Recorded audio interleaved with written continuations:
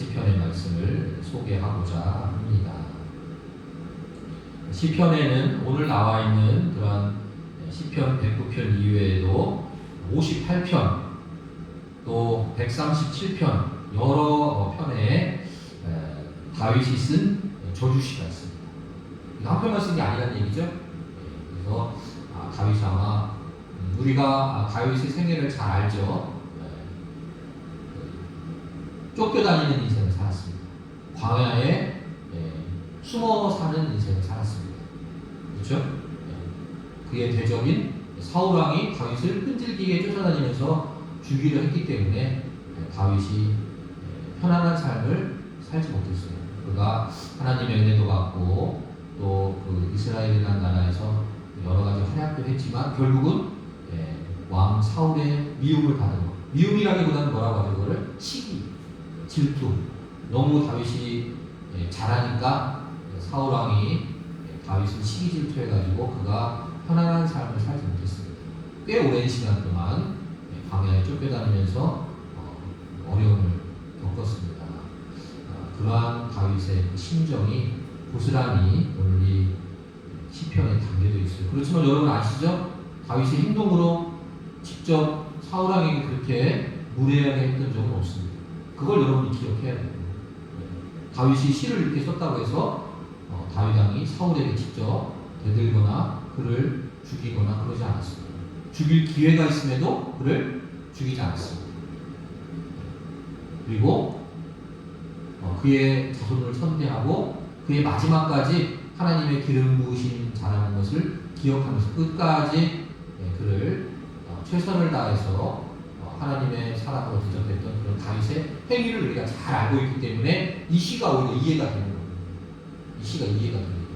그렇지만 그의 마음속은 굉장히 분노가 있었다는 것을 우리가 알게 됩니다. 다윗의 이 저주시, 저주의 문구가 적나라하게 나와 있는 그런 시가 오늘 저주시입니다.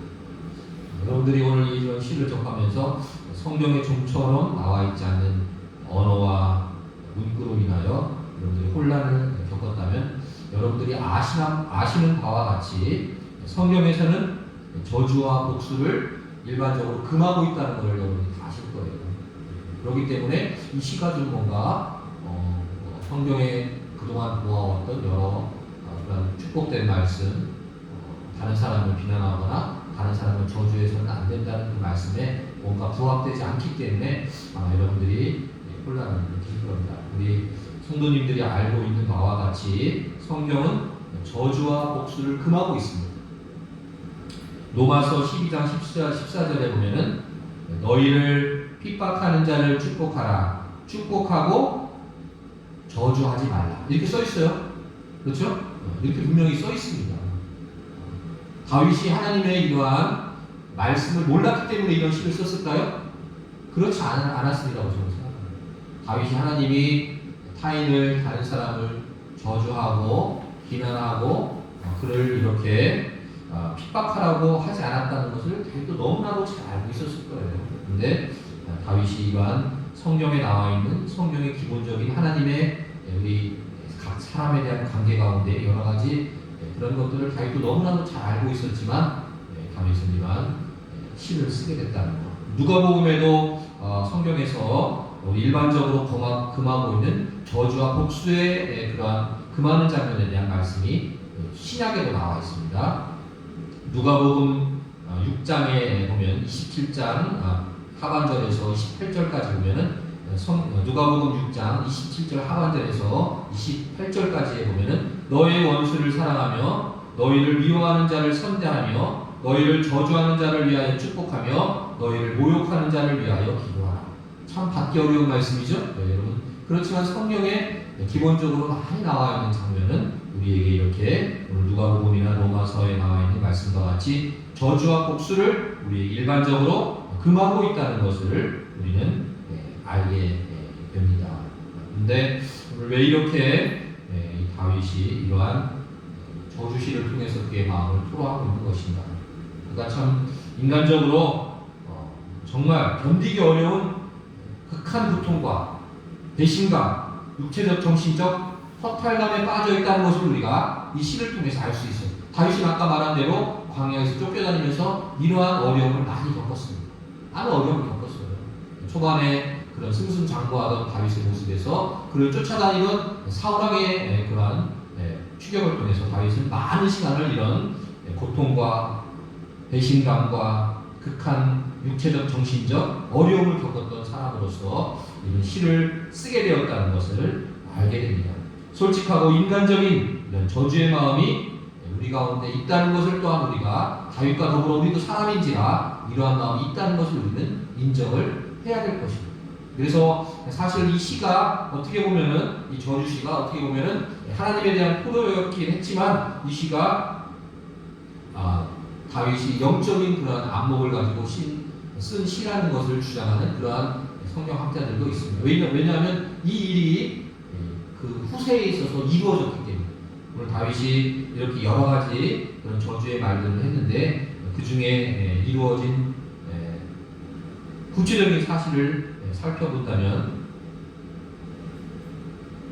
이것이 그 뒤에 유다라는 인물을 통해서 이 다윗의 저주가 그대로 이루어진 사건이 일어났음을 알게 됩니다. 수많은 많은 사람들이 저주를 받았을 텐데 왜 하필이면은 유다라는 인물을 거론합니까? 여러분 잘 아시죠? 가룟 유다 아시죠? 예수님을 판 가룟 유다가 이렇게 다윗의 저주의 이 언어에 저주의 말에 적합한 이 딱 맞는 그러한 저주를 당했습니다. 여기 보면은 저주의 말을 당했는데 사도행전 1장 10절에 보니까 그 직분을 타인에게 취하게 하소서. 이런 얘기가 여기 나오죠. 오늘 다윗의 저주시에도 다윗이 그 이야기를 했다는 것을 알게 됩니다. 다윗도 그런 얘기를 했어요. 그런 자신의 그 지위를 다른 사람에게 뺏기라는 그런 얘기를 했습니다. 그의 소유를 다 뺏기게 하시고 그의 수고한 것을 낯선 사람에게 탈취하게 하시며 그에게 인애를 베풀 자가 없게 하시며 그의 고아에게 은혜를 베풀 자도 없게 하시며 이렇게 하면서 그의 자손이 끊어지게 하시며 후대에 그들의 이름이 지워지게 하소서. 이러한 그 여러 가지 죄악된 일들에 대한 이야기를 했는데 그것이 천년 뒤에 유다에 의해서 이루어졌다 이런 얘기가 나옵니다. 다윗의 배신감, 분노가 유다라는 인물을 통해서 구체적으로 그 일들이 이루어졌다는 것을 성경은 얘기하고 있다는 것을 우리는 알게 됩니다. 8절에 보니까 그의 연수를 짧게 하시며 그의 직분을 빼앗아 타인이 빼앗게 하시며 이 구절이 정확하게 가룟 유다에게 이루어졌다 이렇게 주장을 합니다. 그래서 뒤에 가룟 유다가 예수님을 배신하고 그러한 저주를 받게 되었죠. 그 일이 유다라는 구체적인 인물을 통해서 이루어졌다는 거죠.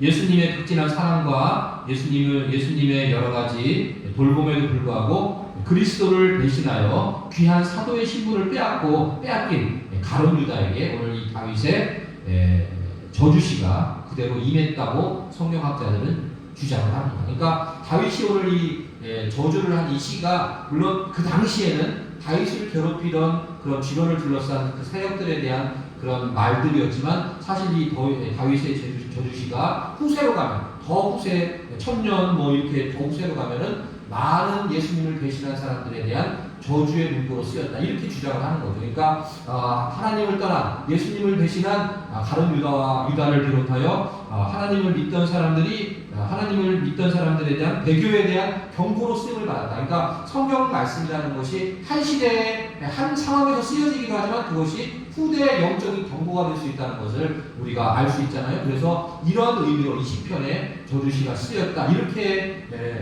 해석을 하는 성경학자들도 있고 저도 그걸 믿습니다. 왜 그러냐면은 하나님의 말씀은 그 시대에 그 다윗의 상황뿐만 아니라 후대에 그것을 믿는 사람들에게도 경고의 말씀으로 쓰여졌다는 것을 우리가 알 수 있죠. 그래서 교회가 아무런 저주도 없고 아무런 그런 페널티도 없다 이렇게 생각하시지 마시고 하나님의 사랑과 예수 그리스도의 극진한 사랑을 떠난 사람들에게 이런 경고의 말씀도 하나님이 이런 저주시를 통해서 읽게 되었다. 아까 우리 학생들이 읽을 때, 또 우리가 읽을 때, 좀 읽기가 좀 거북하잖아요? 그렇죠?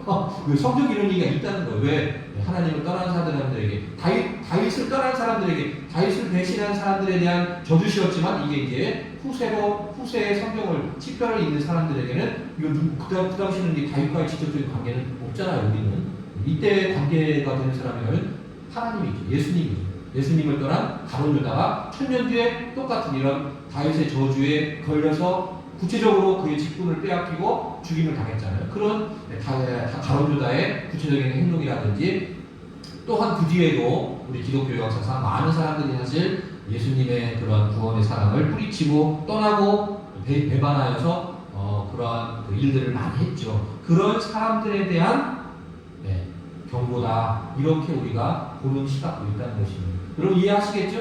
성경이라는 것이 한 사람에게 대한 상황에서 일어난 일이지만 나중에 그걸 읽는 많은 사람들에게 또 우리가 영적인 귀감이 되고 도움이 되고 경고가 되어야 되기 때문에 이 저주시가 예수님을 배신하고 예수님을 떠난 사람들에 대한 그런 경고의 메시지다. 이렇게 얘기를 합니다. 그래서 구체적으로 다윗을 둘러싼 대적들, 더 나아가서 1000년 뒤에 가룟 유다, 더 나아가서 이제 예수님을 믿고 떠난 사람들에 대한 경고의 말씀, 이렇게 우리가 해석을 할 수 있다는 거예요. 성경이라는 것은 시대와 공간을 떠나서 우리가 후대까지도 그 영향력을 미쳐야 되기 때문에 이 저주시가 성경에 이렇게 정말 읽기가 우리가 부담스러운 한 구절 한 구절이지만 그것이 예수님을 배신한, 예수님을 배반한 그러한 후세의 사람들에게 대한 경고의 말씀일 수도 있다는 것을 여러분 기억하시기 바랍니다.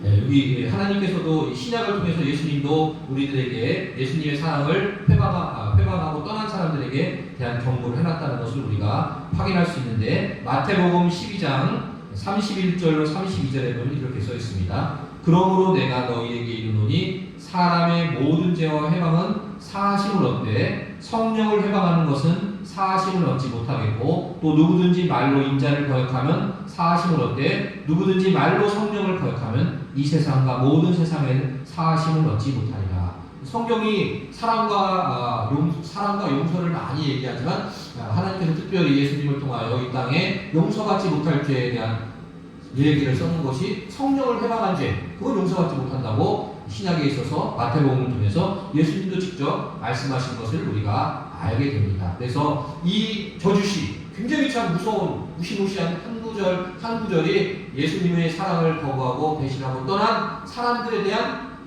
경고의 말씀을 합니다. 사실은 오늘 여기 나와 있는 경고의 말씀, 그의 연수를 짧게 하고 직분을 빼앗기고 자녀는 부하가 되고 그의 아내는 과부가 되고, 사실 이거보다 더 무서운 저주죠. 예수님을 배신하고 떠나고 예수님을 믿지 않는 자들에게 보내는 하나님의 경고는 더 사실 무시무시하죠. 더 무시무시하다는 걸 여러분 알죠? 여기에 나와 있는 그런 저주뿐만 아니라 천국에 가지 못하고 지옥에 가지 간다는 것이 더 무서운 경고잖아요. 가장 무시무시한 경고를 우리에게 하고 있는 겁니다. 그러니까 하나님이 나를 사랑해라, 나를 믿어라, 그런 말씀도 하시지만 나를 믿지 않고 끝까지 나를 배반한 자들에게는 이러한 저주가 따를 것이다. 그 저주 중에 가장 무서운 것이 지옥에 간다는 거예요. 지금 우리 영혼이 예수님을 믿지 않고 구원받지 못하면 영원한, 지금 여기에 말하고 있는 저주는 사실 겪을 수도 있고 겪어도 이 땅에서의 잠깐이지만 더 무서운 저주는 여기 말하는 마태복음 12장에 나와 있는 대로 성령을 회방하고 하나님의 사랑을 거부한 자들에게는 영원한 지옥의 형벌이 우리에게 기다리고 있고, 그것을 거역하고 성령의 구하심을 회방하는 그런 죄, 성령의 은혜를 회방하고 그를 배신한 죄는 더 큰 죄, 하나님을 믿지 못하고 지옥에 가는 더 큰 죄에 빠지게 된다는 것도 우리가 기억하시기 바랍니다. 그래서 성경이 사랑과 용서를 얘기하고 있지만 가끔가다 이렇게 무시무시한 경고와 저주도 있다는 것을 기억하세요. 시편에만 이런 얘기가 유독 많이 나옵니다. 시편은 왜 그럴까요? 사람의 감정을 토로한 것입니다. 시라는 것이 뭡니까? 팩트만 쓰지 않잖아요. 내 감정을 쓰는 거잖아요. 그러니까 이거는 아까 말한 대로 다윗이 굉장히 사울에 대해서 끝까지 하나님의 사람으로서의 그런 한계를 넘진 않지만 마음은 어떻게 했다는 거예요? 마음은 사울에 대한 분노가 있었다는 것을 우리가 이 시를 통해 알 수 있는 거예요. 그래서 우리도 살아가면서 우리가 신앙인이기 때문에 다른 사람을 대할 때 우리 마음, 우리 행동이나 여러 가지 상황에는 끝까지 하나님의 말씀으로 우리가 제어를 하고 참고 인내하지만 우리의 마음은 때때로 분노할 수 있다는 거예요. 그래서 제가 아까 학생들에게 우리가 인간이기 때문에 이런 얘기를 하잖아요. 우리도 인간인지라 다윗 같은 위대한 하나님의 사람도 그 마음속에는 이러한 정말 입에 담지 못할 그런 저주를 부어 우리 이런 말 사실 우리도 하기 힘들잖아요. 그의 자녀들이 유리걸식하고 굶어죽고 아니고 거짓으로 살아내기가 그의 자녀들이 유리하고 구걸하고 그들은 황폐한 집을 떠나 빌어먹게 하고 이런 얘기 우리 현실에서도 잘 안 하는데 성경에 다윗은 이런 얘기를 직접 써 놓았습니다. 마음은 굉장히 그 대적들에 대한 마음은 굉장히 분노로 들끓었다는 것을 우리가 알 수 있습니다. 그렇지. 그래서 우리가 성경을 읽고 또 우리가 보면서 중요한 것은 무엇이냐? 우리의 감정을 우리가 하나님 앞에 솔직하게 털어놓을 그 의미가 있다는 것을 알게 돼요. 왜? 사람에게 이런 얘기를 할 수 있죠. 사람에게 당신 자녀들 굶어 죽겠다, 유리벌시가 됐다, 대가 끊기겠다 이런 얘기 할 수 없잖아요. 그렇죠?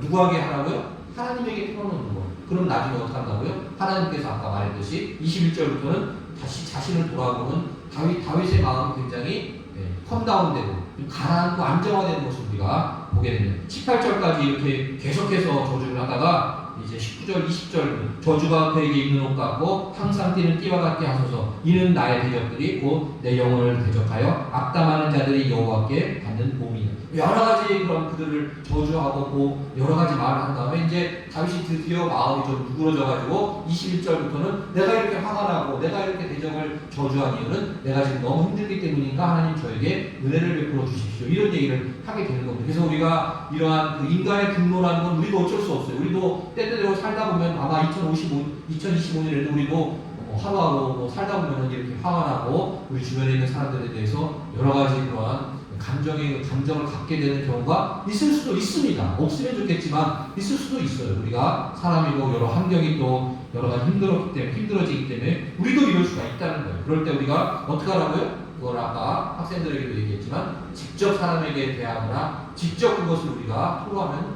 그것이 나뿐만 아니라 상대방도 있지만 나도 안 좋아지는 일이 생기기 때문에 이거를 하나님 앞에 이렇게 물분을 토로하는 그런 시편을 통해서 하나님 앞에 토로하는 게 굉장히 바람직한 사실을 자신의 마음과 감정을 다스릴 수 있는 방법입니다. 그래서 하나님 앞에 나와서 자신의 이런 감정을 털어놓음으로써 하나님께서 그 감정을 다스려 주셔서 화를 빼게 하시고 화를 누그러뜨리게 하시고 더 나아가서 그것을 통해서 자신에게 하나님의 축복을 간구하는 그런 변화된 마음으로 조금씩 변화되는 이런 시의 뒤에 있는 마음을 뒤에 있는 19절을 우리가 보게 됩니다. 그래서 나중에는 결국 하나님에게 축복을 촉구하게 되죠. 스스로에 대한 축복이지만 축복을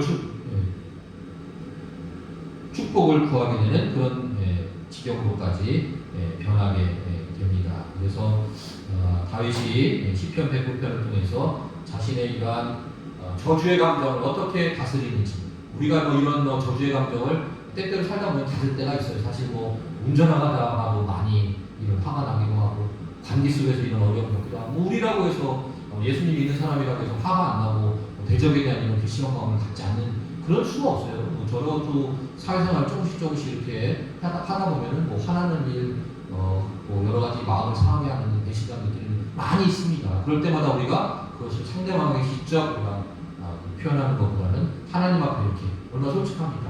다윗이 이제 이 시편 109편을 통해서 인정받는 것은 솔직한 자신의 마음을 하나님 앞에 토로함으로써 자신의 마음을 다스려 달라고 하나님 앞에 간구했다. 이렇게 우리가 평가할 수 있다는 거죠. 우리도 마찬가지죠. 다윗처럼 우리도 우리의 그러한 대적에 대한 우리의 화나는 마음, 또 예수님 믿지 않는 자들에 대한 그런 분노를 직접 우리가 표현하거나 그걸 가지고 우리가 어떤 행동이나 사건을 나누기 전에 하나님 앞에 솔직하게 갖고 나와서 이렇게 자신의 마음과 감정을 솔직하게 토로함으로써 결국에는 자신을 돌아보게 되고 하나님 앞에 축복을 구하게 되고 더 나아가서 아마 이런 기도를 더 하고 이런 토로를 더 하게 되면 그 대적도 아까 말한 대로 굉장히 어려운 일이죠. 누가복음 6장 나와 있는 바와 같이 너의 원수를 사랑하며 너희를 미워하는 자를 선대하며 너희를 저주하는 자를 위하여 축복하며. 어려운 얘기잖아요. 이게 그냥 이게 하나님께서 말씀을 우리에게 주셨지만 이 과정까지 쉽지 않다는 것을 오늘 시편 109편을 통해서 우리에게 보여주는 거예요. 이게 그냥 하나님께서 말씀하셨다고 내 마음이 당장 저주하는 자를 위하여 축복하는 마음으로 바뀌고 나를 모욕하는 자를 위하여 기도하는 자로 바꾸는 것이 아니라 오늘 19편을 보니까 다윗이라는 인물도 이 과정에 마음의 갈등과 어려움을 겪었다. 이걸 우리가 이해할 수 있는 거예요. 그래서 신앙생활이라는 것이 그렇게 그냥 하나님이 주신 말씀이라고 해서 내가 바로 그 마음이 바로 그게 순종이 되고 내 마음이 바뀌고 이런 것이 아니라 다윗도 이런 들끓는 듯한 분노의 마음이 또 자신을 돌아보게 하고 축복의 마음으로 축복을 촉구하는 마음으로 변하기까지 시간이 걸렸다는 것을 우리가 알 수 있습니다. 그래서 우리가 신앙생활 하면서 이러한 좋은 말씀 누가복음 6장의 말씀 우리가 순종해야 되죠. 로마서 12장의 말씀 너희를 핍박하는 자를 축복하라 축복하고 저주하지 말라 이런 말씀 우리가 알고 있어요. 하지만 우리가 현실에 있어서 이 말씀에 순종하고 그 말씀대로 살아가는 데 있어서는 과정이 필요하다. 우리가 과정을 얘기하지 않으니까 마치 신앙생활이 진공 상태에 있는 것 같아요. 어떻게 내가 저주하는 자를 내가 미워하는 자를 금방 용서하고 내가 사랑할 수 있지? 성경은 분명히 우리가 이렇게 얘기했다는 걸 알고 있어요. 하지만 현실에서는 우리가 어렵지 않아요. 그 어려움을 다윗이 시편 109편을 통해서 그 과정을 우리에게 설명해주고 있다는 거예요. 신앙은 그래서 하나님이 주신 말씀과 현실에서 이루어지는 것 사이에 시간이 필요한 겁니다. 그렇죠? 하나님도 우리 인간을 다스리면서 우리 인간을 다루면서 시간의 차를 두잖아요. 하나님의 일이 우리의 삶 가운데 이루어지는 데 있어서 시간차가 있는 거예요. 하나님의 말씀이 바로바로 우리 삶에 이루어지는 것이 아니라 우리의 기도와 인내를 통해서 하나하나 이루어지듯이 하나님께서 하신 말씀의 그 명령이 우리 삶 가운데 현실로 나타나기 위해서는 시간이 필요하다는 거예요. 인간에게. 마찬가지 아닙니까? 하나님도 우리 인간을 다스릴 때 시간을 두시듯이 우리도 하나님 앞에 순종하고 말씀대로 살기 위해서는 시간이 필요하다는 거예요. 물론 우리 인간이 다 성숙해서 하나님의 말씀이 생각나고 기억될 때마다 다 순종하고 그 말씀대로 살면 좋겠지만 그렇지 않을 때도 있다는 것을 오늘 시편 109편 다윗의 시를 통해서 우리에게 힌트를 주고 있는 이럴 수도 있다. 다윗도 화가 났다. 힘들었다. 하지만 자신의 마음을 다스리기 위해서 하나님 앞에 시편을 써서 원수 대적을 저주하면서 하나님 앞에 자신을 다스리는 시간을 가졌다는 것을 성경은 기록하고 있다는 것입니다. 굉장히 중요한 얘기예요. 우리가 신앙생활을 하면서 자신을 그냥 내가 하나님 말씀이 떨어지면 바로바로 순종할 수 있는 사람이라고 생각한다면 그건 착각입니다. 그렇지 않아요. 시간이 필요합니다. 우리에게도 이런 감정을 다스리는 이러한 절차들이 필요하다는 거예요. 이런 걸 통해서 다시 자신이 하나님의 말씀대로 순종할 수 있는 사람으로 나아가는 것. 이게 사실 훨씬 더 실질적인, 실천적인 신앙생활의 지혜라는 것을 여러분에게 말씀을 드립니다. 그냥 막 되는 게 아니라는 거예요. 우리도 다윗과 같은 이런 과정을 통해서 하나님 앞에 자신을 돌아보고 자신의 부족함을 돌아보고 더 나아가서 이런 하나님의 귀한 말씀에 순종할 수 있는 사람으로 우리 자신을 조금씩 변화시켜 나가는 것이 2025년 우리에게 주어진 신앙의 귀한 뜻이 아닐까 이런 생각을 해봅니다. 그래서 여러분들에게 오늘 성경에서 좀처럼 읽기 어려운 이런 저주시를 함께 나누어 보았습니다. 이런 말이 많지는 않습니다. 그렇지만 성경에는 분명히 자신의 솔직한 감정을 토로하는 그러한 말씀들이 나와 있고 그걸 통해서 하나님과의 관계에서 대인관계를 돌아가서 주변을 둘러싼 여러 가지 관계 또나 하나님을 떠난 사람들에 대한 우리의 마음. 사실 우리 목회하다 보면 우리도 그런 생각이 듭니다. 이게 교회에 이렇게 열심히 나오다가 안 나오는 사람들 생기면 어떤 마음이 든다고요? 우리도 좋은 마음이 계속 생길까요? 아니라는 거죠. 좋은 마음이 계속 생기지 않아요. 우리도 서운하고 배신감도 느끼고 서운하고 다 합니다. 뭐 안 그렇다고 여러분 생각할 수 있겠어요? 목회자도 사람인데 여러분 이런 생각 안 들까요? 듭니다. 하지만 그 마음을 이런 저주로 바꾸는 것이 아니라 하나님 앞에 펴놓고 기도함으로써 그들에 대한 마음을 바꿀 수 있는 시간이 필요하다는 시간. 하나님도 그걸 인정한다는 거예요. 인정하는 거예요. 우리에게 시간이 필요하다는 거예요. 네가 그 마음을 바꿔서 축복의 과정을 나가기 위해서는 나에게 기도하고 너의 마음을 털어놓고 이게 오히려 아까 말했죠. 마음은 힘이기 때문에 그걸 눌러놓으면 나중에 오히려 그게 나중에 더 안 좋은 결과를 줍니다. 그것을 그런 마음이 전혀 없는 것 같이 딱 눌러놓으면 나중에 어디서 터진다고요? 아까 말했죠? 한쪽에 두더지를 눌러놓으면 이쪽에서 올라오잖아요. 그걸 눌러놓으면 우리가 엉뚱한 데서 우리 마음이 폭발돼가지고 여러 가지 안 좋은 일들을 겪게 됩니다. 그게 바로 인간이에요. 그렇기 때문에 그 사건에 대해서 그 상황에 서운한 것에 대해서는 하나님 앞에 그것을 간구해가지고 하나님으로 그 마음을 다스리고 치유하고 나중에 안 좋은 마음들이 좋은 마음으로 변하는 과정까지 끊임없이 시간을 갖고 하나님 앞에 간구하는 것이 더 지혜로운 일이라고 성경은 우리에게 오늘 말씀하고 있는 것입니다. 그래서 이러한 우리 입에도 담기 어려운 굉장히 참 성경에서 읽기 어려운 단어들을 성경에 이렇게 써놨다. 저는 이렇게 믿습니다. 그래서 다윗이 쓴 이 저주시는 그 나름대로 굉장히 문구적으로는 우리가 성경에서 좀처럼 볼 수 없는 그런 문구들이었지만 그렇지만 그것이 실질적으로 신앙생활을 해나가는 이 시대 많은 사람들에게는 실질적인 영적인 도움이 되고 우리에게 한 해를 살아가는 데 힘이 된다는 것을 생각하면서 여러분에게 오늘 이 말씀을 참 고민하면서 증거했습니다. 저도 겪고 있는 문제이기 때문에 여러분에게 증거했습니다. 나는 이런 문제를 전혀 안 겪는데 여러분은 겪고 있다고 생각한다면 제가 이런 말씀을 못 전하겠죠. 저도 겪고 있습니다. 왜 겪었습니까? 다윗도 겪었습니다. 모든 사람이 다 겪는 문제예요. 아무리 위대한 신앙의 사람도 겪는 문제이기 때문에 제가 이 문제를 제 문제인 것 같이 또 마치 우리 성도님들의 문제인 것 같이 이렇게 생각해서 오늘 이 어려운 주제 저주시에 대한 성경의 말씀을 여러분에게 나누었습니다. 올 2025년 안에 우리 마음 가운데 찾아오는 이러한 여러 가지 사건과 사고를 위한 어려움들을 하나님께서 우리의 마음을 다스려 주시고 오늘 하나님 앞에 이 마음을 우리가 털어놓고 기도하면 하나님께서 이 마음을 바꾸어가지고 자신을 돌아보게 하고 돌아가서 아홉 말한 바와 같이 원수를 사랑하고 미워한 자를 선대할 수 있는 그런 말씀에 순종하는 우리로 변화시켜 주실 것을 기대하면서 다시 한번 2025년 한 해를 살아가시는 저와 여러분 되기를 주님의 이름으로